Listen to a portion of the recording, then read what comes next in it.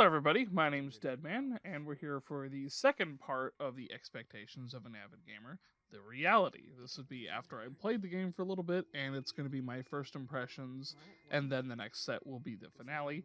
I'm just mostly repeating this because this is still like a new format of this that I'm doing. Let me know if you like these three segmented videos, or if it should just be all in one video. Let me know that for in the future. Anyway, on to the thing. Mostly the way that I want to do this going forward is I just jot down notes as I'm playing the game, or in this case, the expansion, and just kind of talk about and elaborate on my first impressions of it. So, my first thing that I put down, I did try the main campaign in third person. So, I have a couple of talking points about that, and then I'll move on to the Shadows of Rose, which is the main part of the expansion. So, first off, the third person, it does look great, but like there's still no clear look on Ethan's face. It always irritates me whenever you play a game and it's like you want to be able to move the camera around your character, but then once you hit like 90 degrees from the front facing, your character moves. So I don't know if that's just them continuing to joke about the whole "we don't know what Ethan looks like" thing. I mean, we can get kind of a good look at it, but not like a really, really good look. And I'm sure they've obscured it in the photo mode, but I kind of am wondering if like the photo mode, if you'll actually be able to see Ethan's face or if it's still obscured. I don't know what's going on with that. But moving on, I don't really know how I feel about the third person. It should have been not included in this expansion. It should have been an update to the game. It should have been a base update thing. Because, quite frankly, if I had paid money for this specifically, I would be disappointed. The cutscenes are not redone in third person. The cutscenes are still done in first person. So it'll be like you're moving along and, you're looking at the back of his head and the back of his back. And then it just like zooms in and does the first person cutscene, which I get they probably didn't want to dedicate a bunch of resources to redoing all of these cutscenes, but it feels a little sloppy to me. Like, it was to a point where I was like, oh yeah, I think whenever I record all my footage for Resident Evil Village, I'm just going to use the third person because that'll be interesting instead of the first person. But I even did a poll and was just like, yeah, do you want to see it in first person or do you want to see it in third person? Which, since I would mostly be covering the cutscene portions of it to me, I don't think I like the third person the way that it's presented in here. I would definitely be much happier with the third person presentation if it was better integrated into the game. And it's one of those things too that it's a weird situation because I want to like the third person because I think every single other Resident Evil is third person outside of 7. So it would have been nice to just kind of have third person in all of them. But without them going back and redoing the cutscenes, it feels weird. It almost feels a little forced, too. That's all I have to say about the actual third-person bit of it.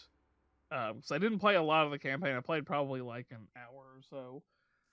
Just to kind of see what it was like. And, it's not for me. The next bit is the Shadows of Rose DLC. My first thing is it starts off with a good premise. It starts off with Rose just being unhappy with having her powers because she like doesn't have any friends. She's bullied. And it starts off with one of the guys from Chris's group basically just being like, okay, but what if you didn't have your powers? And then that brings Rose into his lab to look at the Megamycete, which they got whenever they basically raided the village. I believe it was supposed to be 16 years ago, maybe 19 years ago. I don't remember what the actual time skip on that. I think it is supposed to be it had to be 16 because Rose is like still in school and she's still like a teenager. For some reason I thought she was 19. But I think she is supposed to be 16 in here. So So yeah, she touches the Megamycete and like gets sucked into the world of the Megamycete, which is supposed to house the memories of people that like died in proximity of it. So it's a good premise, and I really like it. And going back to the third person thing, I don't actually know if you can play Shadows of Rose in first person. I haven't tried to. But the cutscenes are all in third person, and it's all very classic Resident Evil. I do like the first person stuff that was in 7 and 8. And it works for that like specific type of horror that they're doing. But it is kind of nice to go back to third person action and third person cutscenes. I don't have a problem with either format, just as long as it's done well. I think Shadows of Rose was meant to be played in third person, so it was created for third person, and the cutscenes are all in third person, and it's really good from what I played. I played about an hour into it. I don't know what all the objectives are, but I've got 2 of the 3 masks so far. So whatever that ends up being for how far into the game I am, that's where I'm at. I have played about an hour of it. Going off of Susie Hunter, she said about 3 to 4 hours is probably a good time for the campaign. So I figured after I played an hour, that would be like a good stopping point to do this part of the review section. So that's how far in I am. So she's got like a guardian angel that speaks to her in gold lettering. Because of the Megamycete absorbing everybody that died with it, I have a very, very strong suspicion that the guardian angel that calls himself Michael, I'm pretty sure that's Ethan. I'm going to take a wild guess right now and say that just because of what I know about writing and what I know about storytelling, that it's probably going to make the most sense for this guardian angel to be Ethan, especially because it's so protective of her. Okay, so the next bit is the mystery of the multiple roses and what's going on with the Duke. So pretty early on, the Duke is shown to be like evil in this, but the Duke as a villain so far is actually pretty great. He's got this 4-eyed mask. I'm sure there's going to be some significance to the 4-eyed mask, but I haven't found what it is yet. And then there's just multiple roses going on. It's a very unknown game, but this is kind of reminding me of Echo. It's a game I covered back in whatever year I covered it. It's reminding me a lot of that because there's so many different roses that you're seeing. Some are dead, some are alive for a little bit, and it's just interesting to see all the different variations of her, and like they're all trying to get the crystal and escape. So it's definitely having the mystery keep going of what's going on.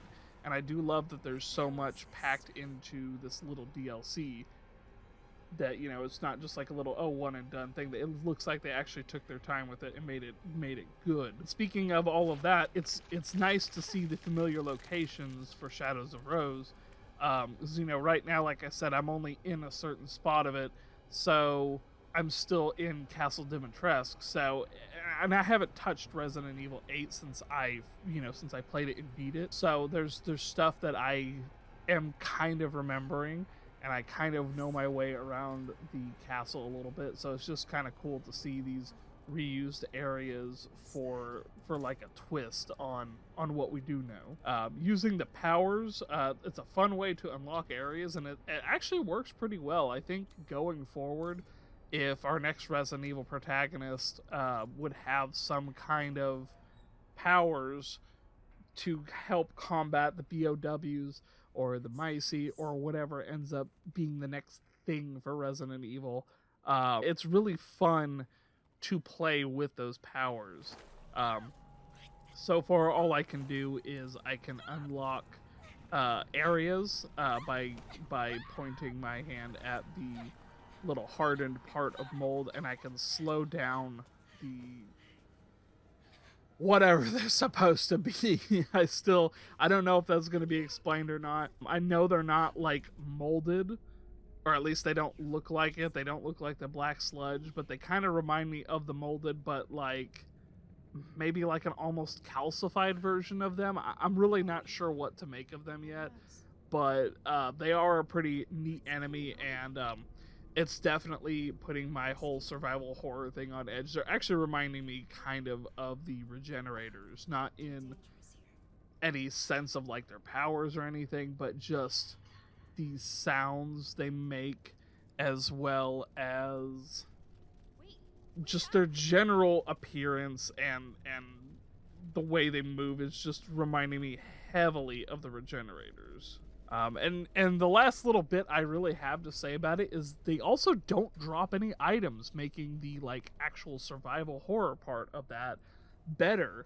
Because it's definitely kind of wigging me out, because I did go from playing the campaign in third person to, and you know, picking up items from like every enemy that I drop, and then going to Shadows of Rose and killing one and nothing dropped. I was like, okay, it's probably because it was like scripted, basically.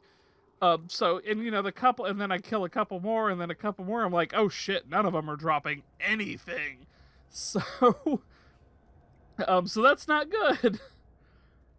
That's really all I have to say about the Winter's expansion as of right now.